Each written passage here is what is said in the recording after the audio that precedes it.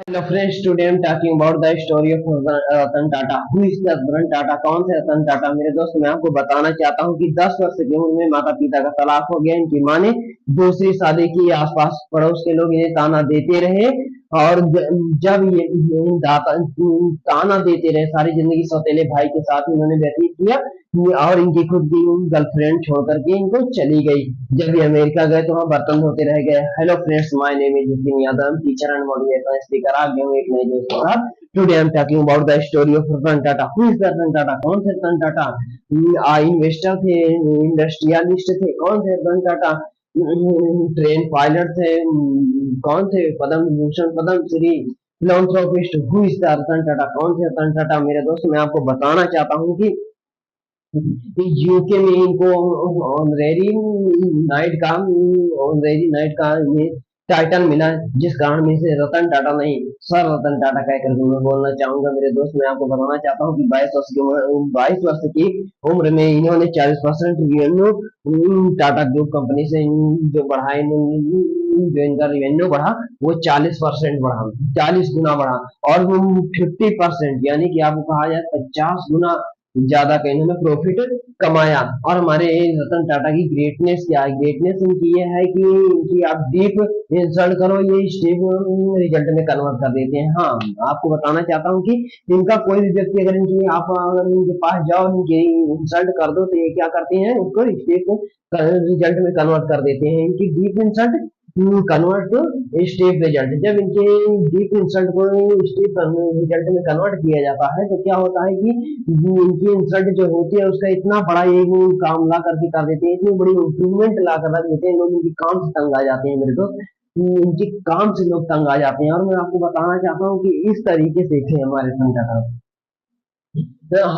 और आपको जानकारी के लिए बता दूं कि इस भारत में 90% startup are 90% startup are failed in this country, that is called India. हमारे इंडिया में 90% से ज्यादा कंपनियां जो स्टार्टअप होते हैं वो क्या होते हैं? बंद हो जाते हैं। 90% से ज्यादा स्टार्टअप क्या होते हैं? 90% स्टार्टअप अगले 10 सालों में बंद हो जाते हैं। जो हमारे 10% स्टार्टअप होते हैं ये 10 साल तक चलते हैं। और हमारे जो 0.01% स्टार्टअप ऐसे होते हैं जो अगले 100 साल तक चलते हैं। लेकिन हमारी टाटा ग्रुप ऐसी कंपनी है जो पिछले 150 सालों से चल रही है और आज भी चलती ही जा रही है और आज भी चल रही है। ये थे हमारे रतन टाटा, ये थे हमारे रतन टाटा। और मैं आपको बताना चाहता हूँ कि जिस तरीके से हमारे तरह ऐसी कंपनी है, ये स्टॉक मार्केट ऐसी कंपनी है जिसका जो जो कि एक तरफ और पूरा पाकिस्तान की जो स्टॉक एक्सचेंज कंपनीज है एक तरफ, यानी कि जो ध्यान सुनिएगा, जो हमारे रतन टाटा की जो टीसीएस कंपनी है, एक कंपनी केवल भारत में एक कंपनी, और पूरे पाकिस्तान की सारी कंपनियों को मिला करके जितना रेवेन्यू जनरेट करते हैं उतना एक कंपनी जनरेट करती है। और हमारे रतन टाटा 50, और जो हमारे रतन टाटा है वो 50,000 करोड़ से ज्यादा का टैक्स कंट्रीब्यूट करते हैं हमारी जीडीपी को।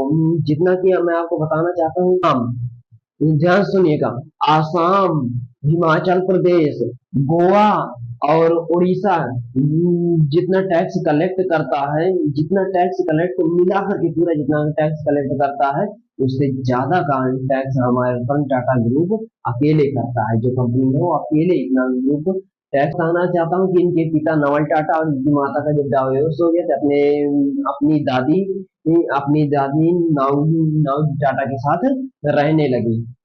जब ये अपनी नाउ जी टाटा के साथ अपनी दादी जी के साथ रहने लगे।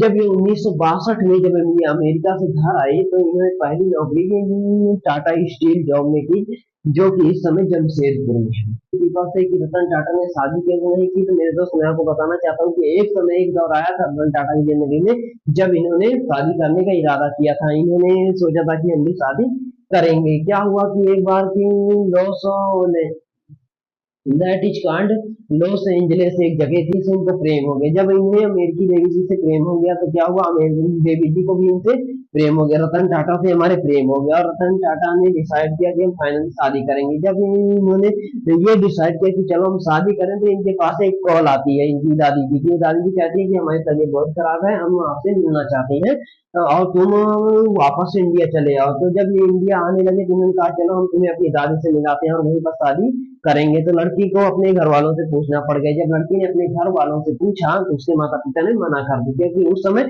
इंडो चाइना वार चल रहा था। तो रतन टाटा अकेले ही चले गए, लेकिन कुछ समय बाद रतन टाटा वेट करते रहे कि अब आएगी, लेकिन जल्द ही खबर मिलती है कि देवी जी ने, उनके माता पिता ने उनकी शादी कहीं और कर दी है।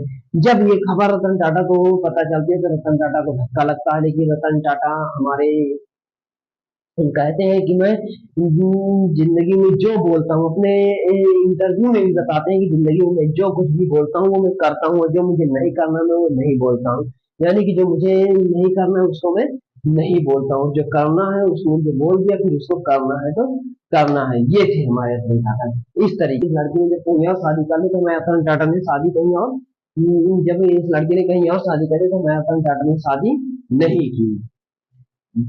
तो और मैं आपको बताना चाहता हूँ कि it is not easy to be loyal to someone who isn't too loyal to you. तो वो लड़की लॉयल नहीं थी, फिर भी रतन टाटा ने उसकी आदमी से भी शादी नहीं की। और मैं आपको बताना चाहता हूँ हमारे रतन टाटा की अभी हाल ही में मृत्यु हुई, इस समय उनकी आयु 86 वर्ष थी। मैं आपको बताना चाहता हूँ कि 28 दिसंबर 1937 को इनका 28 दिसंबर 1937 को इनका जन्म हुआ था, और ये 86 साल पूरे हो गए।